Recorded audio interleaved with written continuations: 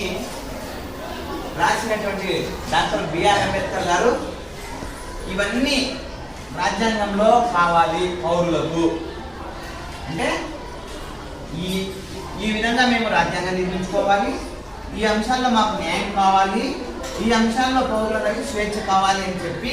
ప్రవేశంలో పొందుపరుస్తూ 1949 November 26వ తేదీన ఒక చట్టంగా తయారు చేసుకున్నాము మనకు మనమే అని చెప్పి ప్రవేశంలో పొందుపరిచారు డాక్టర్ బిఆర్ అంబేద్కర్. అలాంటి బిఆర్ అంబేద్కర్ గురించి ఒక పాట రూపంలో మనము ఎక్కడ పుట్టాడు, ఎలా పెరిగాడు, ఏ విధంగా రాజ్యాంగాన్ని రాసిన స్థాయికి వచ్చాడు అనేటటువంటి విషయాన్ని ఒక వచన కవిత రూపంలో మీకు తెలియజేస్తున్నాను. దళితవాడలో పుట్టి పేదరికంలో పెరిగి బడిలో చివరన గుడికి దూరంగా కులతత్వపు అడ్డుగీడలు కోటి ప్రశ్నలు లేవనెత్తగా ఎటు చూసిన అజ్ఞానం చుట్టూరా అంధకారం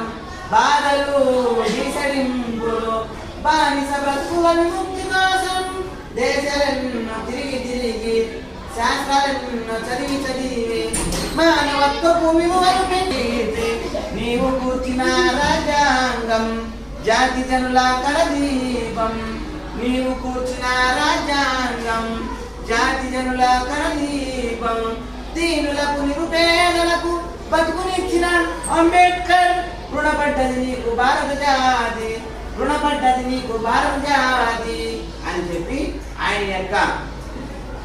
ఇది పురస్కరించుకొని ఆయన యొక్క గొప్పతనాన్ని పురస్కరించుకొని ఈ రోజు మనము రాజ్యాంగ ప్రవేశికను ఊరు వాడ మనము పాఠశాలలో